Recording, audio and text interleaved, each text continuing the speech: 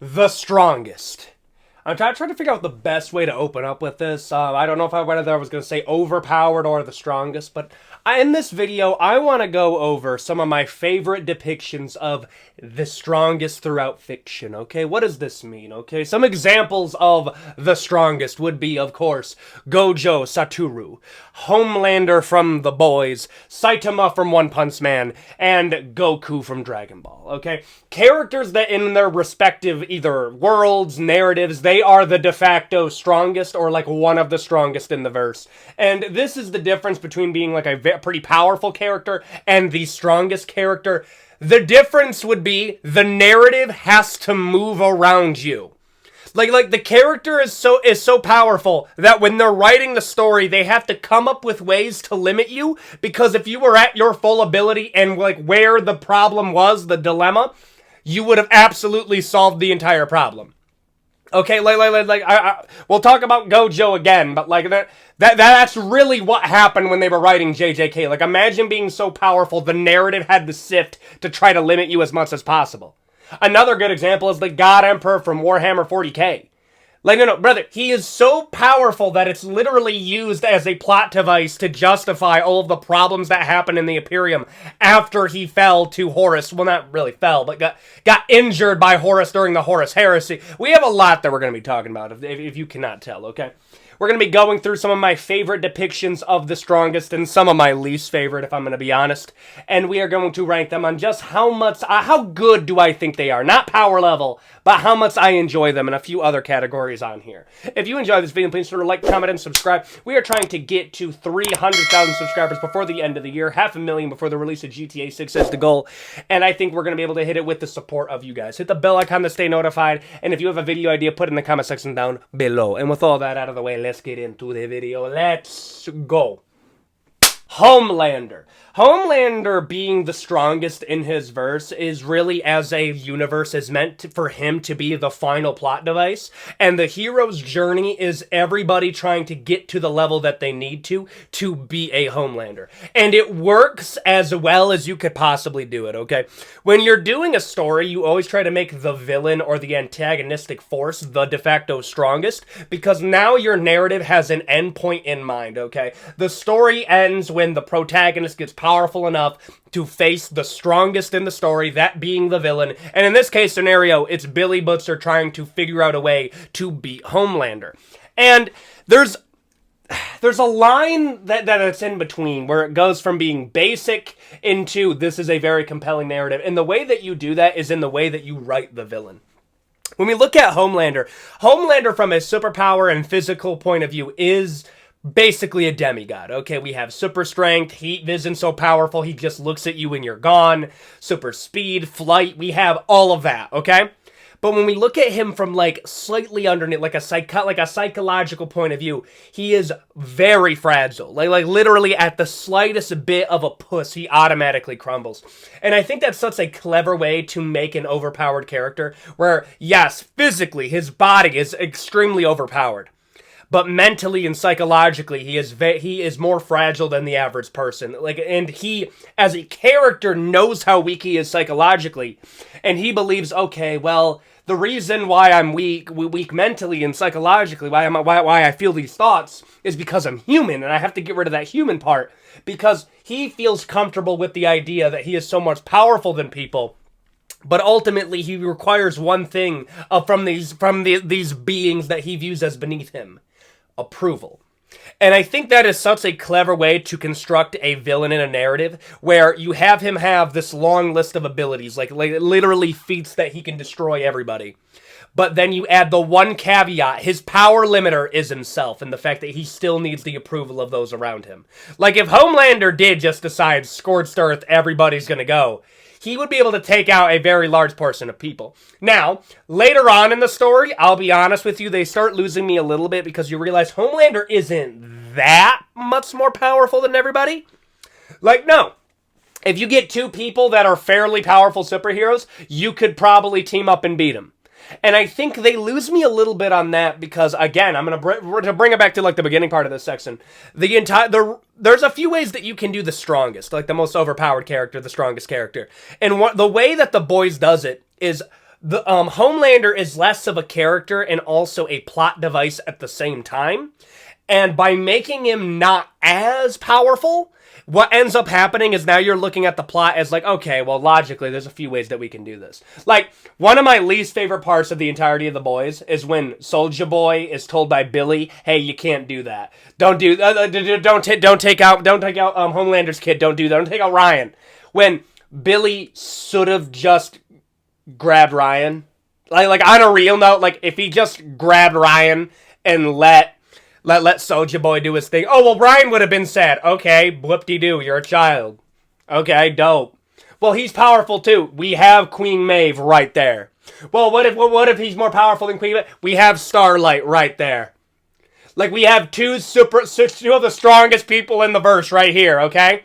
We have an incapacitated Homelander right here. Oh, we can't do it. Ryan's in the way. Then grab Ryan. Bro. I'm sorry, I had to rant about that in a second. That's the one part of The Boys that I hated. Because it felt like instead of the plot trying to, like, bend to make somebody as powerful as Homelander, it started bending because, okay, we can't get rid of Homelander. We can't get rid of him. He's keeping the viewership alive, boys. Okay, when I'm looking at Homelander, I think ultimately he's a very tragic character. Like, tragic's also in the same realm as, like, a well-written. But, like, there's one character on here that's gonna go in dumb. But just because I think he's very poorly written. When I'm looking at Homelander, I think he's a very tragic representation of the strongest.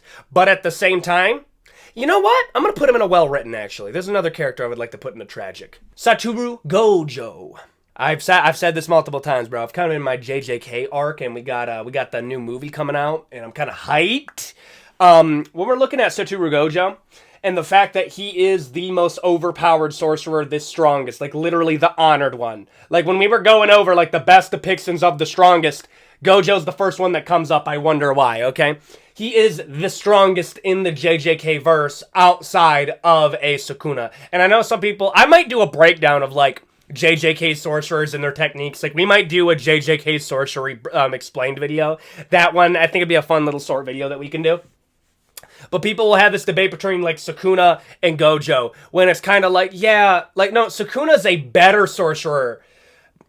Gojo has a more powerful sorcery. Does that make sense? Like, no. Having Limitless and the Six Eyes together, yeah, that makes you the most powerful character in the entire verse at any given time.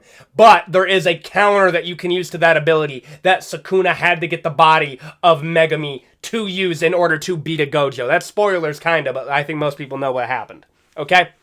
Now, Gojo as a character being portrayed as the strongest there is a tragic aspect to it, because when you realize that Gojo is not really viewed fundamentally as a person and more a tool that is to be wielded against the curses. Okay, like when you look at like how Gojo is treated by everybody like from his year, like everybody closer to his age, it is with a coldness that is almost calculated. Yeah, we'll care about Gojo, but like not too much. Like don't treat him too much like a human. He's thus the most powerful sorcerer. Like, yeah, the entire verse glazes him and all, but like at the same time, bro, actually go through and like watch JJK. The amount of people that like aren't his students that treat him like a normal human being, I couldn't name any. Like they're all like, oh, hi Gojo. Hi, Gojo. Gojo, the strongest, of course. There's nobody that really has, like, a good, like, relationship with Satoru Gojo. To the point that I thought the twist was going to be, like, before I didn't read the manga, I just watched, like, the first 2 seasons. I thought the twist was going to be Gojo is, like, a villain. Like, Gojo's, like, Homelander. That's what I thought that they were going to go with this. No! He just is viewed as a weapon by the entirety of his generation, to the point that he had to start his own school, and he started treating JJK sorcerers as, like, normal people and normal kids. And they respect him as, like, an older brother in that way. Like, I want you to think about that.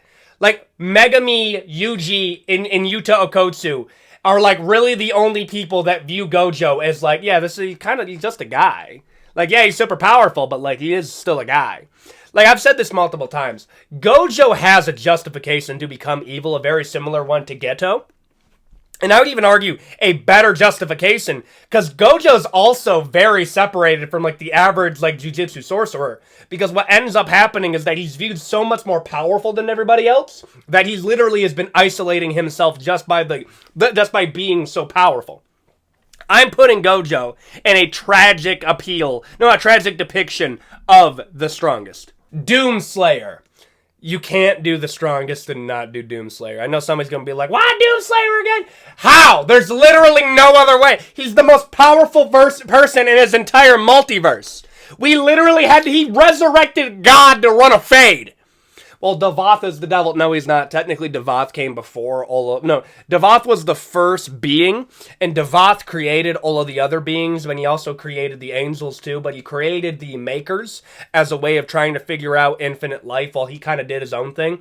And one of the first creations was the Father, and the Father, or Vega, betrayed him and locked him away in Argent D'Nur. And Argent D'Nur was like the original place that he created. And Devoth corrupted it by how angry he was. So Argent D'Nur ended up becoming Hell. And Hell in the Doom universe is basically like the bedrock of all of the multiverse, where it's kind of like a multiversal plague that spreads and uses all of the souls and converts them into Argent energy. So Argent D'Nur, Argent energy, which is basically like soul gasoline that the Makers were able to figure out, and they use that and they sell that to other dimensions.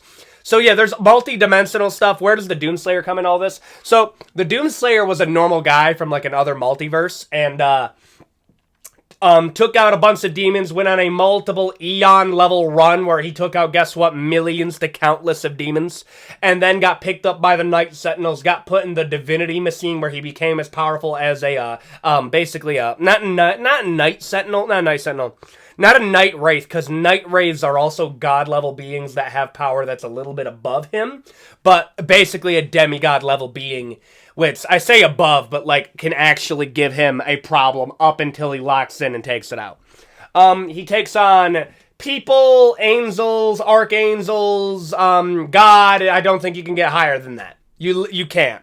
When we're looking at the Doomslayer, though, I think he's probably one of the better depictions of the strongest without going too far into it. Like, there's a tragic element to him, and is it the most well-written? No. It's not the most well-written, but it's kept vague enough to the point that it does its job. Does that make sense? Like, the more that you look into Doomslayer and the creation of Doomslayer, like everything that he went through, the more that you're kind of like, okay, it's metal for the sake of being metal 100%, but it kind of has a little bit of charm to it, because you're like, okay, I dig this. I dig it. That's kind of where I'm at. Like, when you're looking at Doom lore, like, Doom lore's coming. I'll give you, like, the breakdown on Doom lore. But, like, Doomslayer as a character, I'm going to be real here. You know what? I'll put him in well-written, and I'm going to move Homelander up to interesting. There we go. That's our three most powerful lineup right there. Saitama from One Punch Man. So, this season of One Punch Man has absolutely been floundering. I don't normally say this, but I think you need to, like, literally just restart from the beginning of this season and we just pretend like we haven't gotten anything. But that's a whole other rant. I actually really like how they write Saitama as, like, no, he is the most powerful character probably in the entirety of anime. And what's going on is the story is dealing with how, like, mundane and lonely and isolating power can be. And that is the main character struggle. Like, yeah, no, there comes a point where if every single anime is about, like, our main character, like, pursuing power, and then by the end of the story, he becomes the most powerful character ever, and then the story just ends, cut the black, and then we get, like, an anime dance for the credits. It kind of gets, like, okay, this has played itself out. When we look at Saitama and One Punch Man, the reason that it has appeal is you skip right to the end where, like, this is the most powerful character. Guess what? It's kind of boring and mundane, and that's meant to reflect, like, how boring and mundane Saitama's life is because he's not really challenged. But we're going to give you some really cool animation, or we used to give you some really cool animation, because we also skipped to the end level of, like, hey, yo, I can go backwards in time by punching forward. Yup, just stuff like that. I can literally travel the space with the force that I generate with this. And they have fun with it. Like, it's not taken too seriously, and I respect that. Okay, it's not like a solo leveling, where it's like, we're taking ourselves very seriously right now, even though our character is, like, the most powerful and should not be struggling with literally anything. Okay? Saitama, I do respect it, and I'm gonna be honest with you, dog. The way that it, like, I think Saitama is one of the better depictions of the strongest without it being like it's on that line between like it's so dumb that it's good and like, okay, I'll look at you like, okay, I'll give you that. I'm putting Saitama, honestly, dude, goated. Goated. Why do I say goated?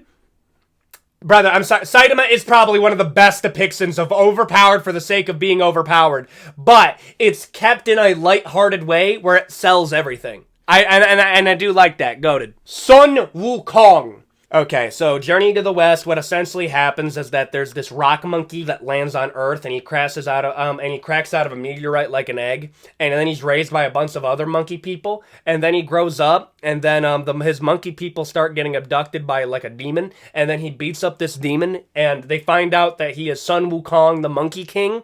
And what ends up happening is that he starts progressively going on more and more anime adventures. He has 7 different types of afterlife seven different types of immortality where he can't go to any of the layers of hell, but he can also like there's so much weird stuff with Sun Wukong. He has an ability of like all of his hairs can turn into like other versions of him. He mastered all of the abilities of Hinduism and not Buddhism yet, but he did become a Buddha by the end of the story. But the sole weakness of Sun Wukong is that he's so powerful that it makes him so narcissistic that you can trick him by using his ego. Like, and that's another one, okay? Like, Sun Wukong's Journey to the West, like, this is one of the oldest stories, bro. Like, this literally inspired anime. This inspired Dragon Ball. Son Goku, Sun Wukong. Meet your daddy, bro. Meet your great-great-great-great-grandpa, okay? That's kind of what it is. Like, no, Goku is inspired by Sun Wukong and a little bit of Superman, but not a lot of Superman. It's a whole lot. It's a whole lot, okay? Oh, like there's some funny discourse that you can have on that where they deny any type of inspiration. I'm over here like, brother, what? Why? Sun Wukong, by the ending of his story, goes up to the Buddha trying to become the Lord King of Heaven after beating, I think it's like 72 lightning gods. And then he's basically told, hey, go into the palm of my hand because you can shrink. I want you to jump out of my hand, and if you can jump out of it, then I will make you the most powerful person. So he tries to jump out. He jumps so far that he goes to the pillars of the universe. He writes his name on one of the pillars, and he pees on it. And then when he jumps out of his hand, the Buddha sews him his hand, and it's Wukong's signature. What a crazy twist. I'm sorry. I'm sure it's cool the first time, but I've never seen such anime-level writing in something that isn't anime. And you want to know why? It literally inspired anime. Like, no. Here's the truth. Sun Wukong is the inspiration for so much that you don't even realize, bro. Sun Wukong is literally Homer's The Odyssey to anime. How crazy is that? One of the most influential things ever created, and a lot of y'all only know it as Black Myth Wukong. Crazy. Goated. The God Emperor from Warhammer 40k. Okay, so the God Emperor from Warhammer 40k was created from a psychic ritual that was being done by ancient shamans that were able to foresee the rise of the Chaos Gods, and he was able to become like a primordial being that can like live, but also die, but be like reincarnated. So he lives the entirety of his existence, biding his time, waiting for his time to rise.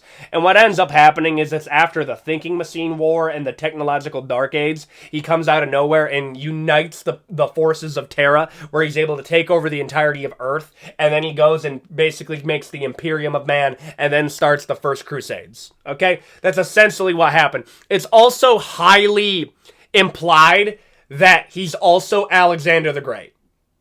A lot. So if you want to know like what he looks like, that is what he looks like. It is implied heavily that he's played multiple roles throughout human history, kind of ushering us into a certain area, and they just don't really elaborate on it. But Alexander the Great is like the one that's like, yeah, that's the one that he was first. Okay, whatever.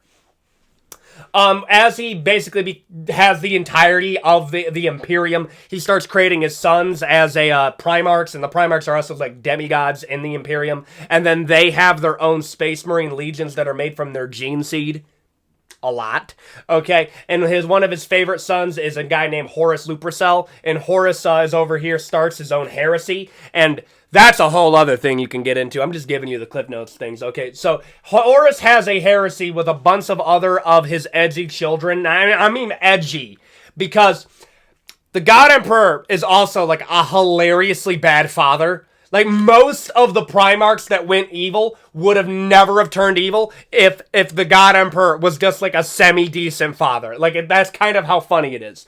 So, like, one of the tragic aspects of the God Emperor is that most of the problems that he worked so hard to stop ended up, like, happening because he was so bad and so bad socially because he didn't ever talk with humanity. Like, that's how I like to think about it. Like, most of the problems that occur in the Imperium now stem from the God Emperor being so bad at talking to people. Like, this is what I mean, okay? He spent most of his time minding himself, not really wanting to talk to humanity, okay? Listen, your social skills starts taking a hit. You're so bad at communicating with your children that a large portion of them team up with the firstborn to commit a heresy and literally start joining demons. Okay, that's pretty bad too. What else happened? The God Emperor, okay, keep in mind, the God Emperor, okay? Basically, like Paul Atreides on steroids and superpowered, okay? He wanted nobody to treat him like a god entity. Like a god-level, divinity-level entity, because he made it so you cannot do any type of religion in the Imperium, because he believed religion is an all-around net negative for mankind, okay? But yet calls himself the God Emperor. Okay, whatever. The moment he doesn't even go, he gets hurt by Horus, they put him in the Golden Throne and they keep him alive by using, like, psychic people as essentially a Jamba Juice to keep him alive.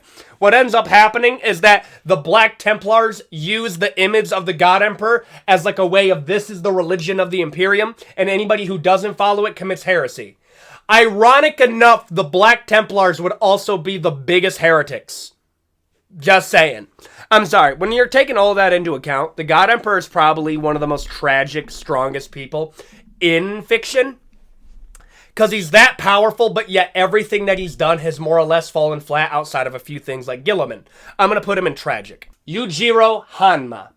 I am not a fan of Baki. I'm just going to be real with you. I am not a big Baki fan. Do I think Yujiro Hanma, though, is, like, pretty entertaining? Yes, okay? Like, you've heard of Homelander. Yujiro Hanma is literally just Homelander, but in, like, martial arts anime. People ask me my thoughts on Baki. I'm not the biggest fan, as I said earlier, but it's because they do too much. Now, if we go to Yujiro Hanma, he does way too much, but it's done as a, like, a comedic bit, where he's over here like, my bones have bones, my muscles are bones. And, like, he's so powerful that it's literally, like, a terrifying Lovecraftian entity. Like, again, I'm gonna say that. Like Yujiro Hanma is so powerful that, like, if this is how, like, the end state of becoming powerful in this verse, I don't want to be this powerful. Like, comically bad dad, but it's also so funny the stuff that happens later on in the series, where he literally was able to make an imaginary piece of soup and he gave it to his son Baki. Keep in mind, there are no superpowers. There's no superpowers here. This is literally just the peak of human ability. Brother, he got domed in the head, right? And his brain dodged out of the way. I'm not kidding. I'm sorry, bro. Yujiro Hanma, I'm gonna be real here, dog. It's so dumb, it's fun. Now, the other one's just dumb, but, like, it's so dumb it's fun, so I'm just going to put it in dumb. But understand the next one, I'm not going to be as nice. I'm going to put it in dumb. Goku from Dragon Ball. This is what I gotta say, though. I like that Goku's one of the best interpretations of a super strong character that literally had to work for just about everything. Like, that's what I gotta say here. Like, people are gonna be like, well, what about Gojo? Gojo worked, and Gojo's one of the best 6-size users, 100%. But when you're looking at Goku on paper, there's quite a few other characters that can get as powerful as him, but Goku is over here, brother's just doing it for the love of the game, and all around just kind of staying a good person. Is he the best father? No.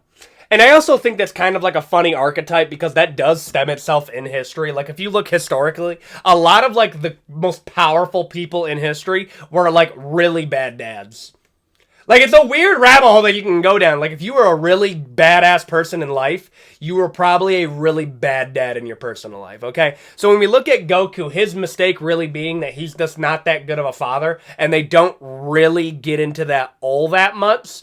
I mean, like, that's funny, but, like, that's something that you could bring up. But the reason why Goku is already, I'm just going to be real, going in one of the most goated, Because he is one of the big three, bro. He's one of the best interpretations of one of the strongest character. But his gimmick is that he did work for all of that power. He did get his ass beat quite a bit. I'm going to put Goku in goated. Anakin Skywalker. Jedi Jesus. Yes, Anakin Skywalker, it is very much, like, I know George Lucas didn't want to say, oh, well, he's not actually, like, Jedi Jesus. He was just born of a virgin birth. And, yeah, he's super powerful in the Force. But it was because Palpatine manipulated the midichlorians. And I'm over here like, so, basically, he is Jedi Jesus. It's like, okay, yes he is. Because, I'm sorry, bro. He is born of a virgin birth, the most powerful Jedi ever recorded, and he fulfills the prophecy of bringing balance to the Force. I don't know about you, I'm sensing an inspiration right here, okay? But where I kind of like an Anakin, and this is what George Lucas's writing, low-key kind of cracks me up, because he'll have writing that is, like, very mid, like, very cheesy. Like, when I hear Anakin say, I hate sand, and maybe that's the line delivery, but also George Lucas wrote it. He couldn't figure out how to actually, ice Padme, so he was just like, Padme died of a broken heart. I'm sorry, I couldn't think of anything better than that. Okay, whatever, okay? He will insist that the Jedi and Sith, if it's not good guys versus bad guys, but the Sith are so much worse than the Jedi in literally every conceivable metric. So, like, maybe the Jedi aren't perfect, but the Sith are just way worse. Okay, that's against him too. I don't like that.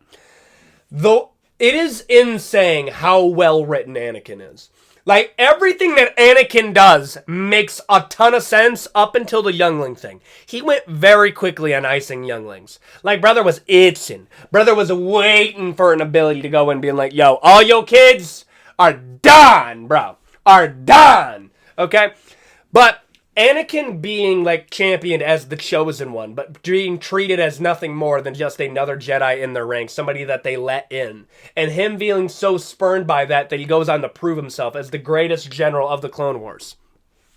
Only to get turned away and scoffed at again. Now he feels like, I'm above you. Why do I have to listen to you? And Palpatine not only plays into his ego, he plays into his fear of losing Padme. So now we have an Anakin Skywalker that already blames the Jedi for what happened to his mom. He blames the Jedi for not recognizing his worth. He believes himself to be more powerful than all the Jedi, so his should be his virtue by strength should be more than anything that they have to say. And now he has this fear that he's going to lose Padme unless he gets help or takes control. And then here comes Palpatine and gives them the keys to the kingdom, but also a chain around his neck, okay? That is essentially what happens when Palpatine comes in. And is there some cheese with how quickly Anakin just went in and just iced Mace Windu? Yes, there's some cheese there. But his point from there where he has nothing to lose because he believes he's so powerful that he doesn't realize how much he can lose, I think that is such good writing to the point that I'm putting Anakin in one of the most well-written, like, strongest in the verse characters I think I've ever seen. I'm going to put him in well-written, no question. Kratos! Yes, we have to cover Kratos, bro. Okay, Kratos coming from a Spartan warrior culture, going all the way into becoming the de facto god of war of the Greek pantheon, to becoming the god of hope in Norse mythology, which doesn't exist, but, like, at the same time, I really enjoy how they did that. I think the evolution of Kratos as a character, like, the way that they went from a, they used to do, Kratos is the strongest, but he's so angry that it's about all of the damage that he is causing as his rise up, and he's kind of a fundamental, like, anti-hero and a very selfish character, because he's already lost everything that he cares about. What's a few more bodies to stack up? Two, in the new trilogy that they're going to be doing, you're seeing Kratos as a character that's like, I've committed all the sins of being the strongest and not caring. I kind of just want to live as a man. You have a man that would give anything to have the power of a god for one day to beat his enemies. Ares, give me what I need to beat my enemies. Okay? You have that character. And then from the guy that would sacrifice, from a human that would sacrifice anything to have the powers of a god for one moment, to a young god that would do anything to take out everybody else that's ever wronged him, and who cares about all the mortals that get caught in the crossfire, to a god that wants to be a human. I like that switch way, way more. And the fact that his philosophy and his own, like, not wanting to revert back to what he was is his limiter is such, it's, bro, interesting. I have to put it in interesting. It's such a cool dynamic that they have put in there because, like, I need you to understand this. When you're playing God of War and he goes in the Spartan raids, brother, Kratos can do that, like, off rip. Like, that is his baseline power if he ever wants it. He literally loses control for a second and starts spazzing out, and that's what Spartan raids is. And that's it. Brother, his character struggle is an actual gameplay dynamic. I'm putting it in interesting, dude. Aang. Bro, I feel like I've been covering Aang a lot. But you know what? You want to know? Maybe. I've been covering Aang for a minute now that I think about it, bro. And you know what, bro? I'm going to cover it one more time. I love that the limiting factor of Aang is the fact it's its own it's literally a reverse Homelander if you think about it.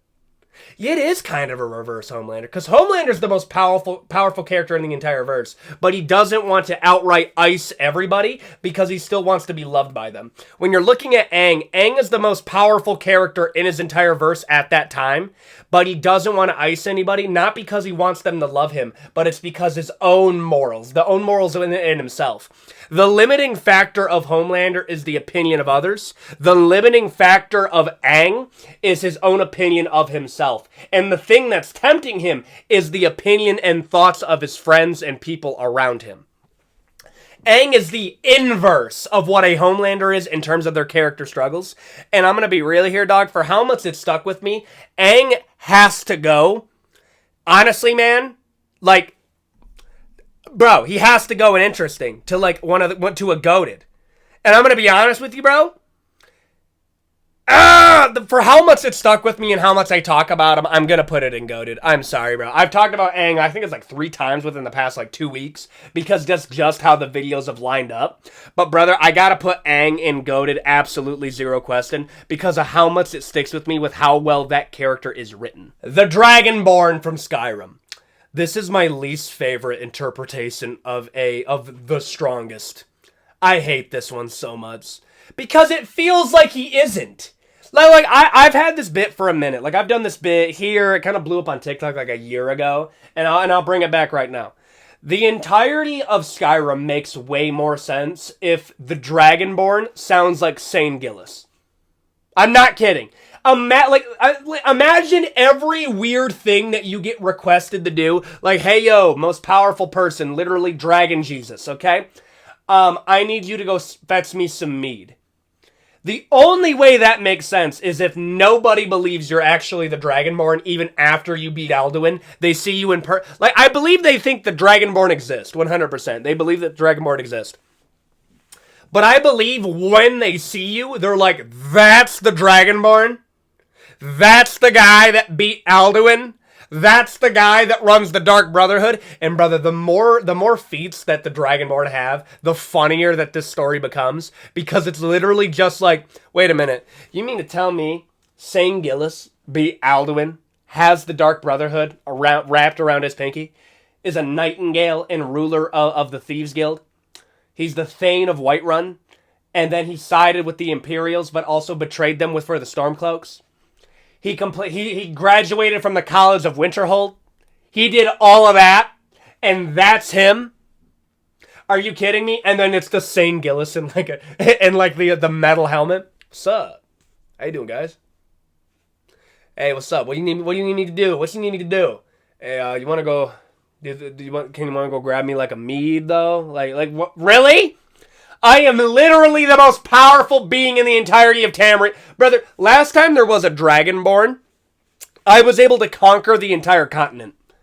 Do you not think it's a little bit disrespectful that you see me? And here's the truth, bro. Here's the truth. That is true. Last time there was a Dragonborn, that's how the entirety of the Empire was founded. Like, I want you to think about this, bro. The Dragonborn could technically rule the Empire. If he really wanted to, he could. I'm going to be so disappointed if in the next Elder Scrolls game, we find out that, like, the Dragonborn was like, and then he retired to a peaceful life. No! The only reason I sided with the Imperials is because I needed to get rid of those damn Thalmor in their walls, bro. We need to get rid of them. We need to get rid of them damn high elves. Get rid of them. That's another thing, bro. Saying Gillis would 100% work with the Stormcloaks up until he found out Ulfric was like a double agent, and then he would side with the Imperials only to get rid of the Thalmor. That's my canon, bro. I'm putting this in. It's dumb, but like it's just dumb. It's just dumb. I'm gonna put it right there. And there you go. Those are some of the best and worst depictions of the strongest in fiction. If you enjoyed this video, please sure to like, comment, and subscribe. We are trying to get to 300,000 subscribers before the end of the year. 500,000 before the release of GTA 6 is the goal. Burp. That was weak. I thought it was going to be bigger than that. What was I going to say? Hit the bell icon to stay notified. We try to do 5 videos a week, and I think we're going to be on track for doing. I think this is the Wednesday video. That means if you're by the time you're watching this, Thursday and Friday are going to be already filmed, and I'm already planning for the next week. So if you have a video idea, leave it in the comment section down below. We got some new stuff that we're going to be doing, and I'm super, super hyped to be able to bring that to you. And with all that out of the way, thank you for watching. I will see you all in the next video. Adios, guys.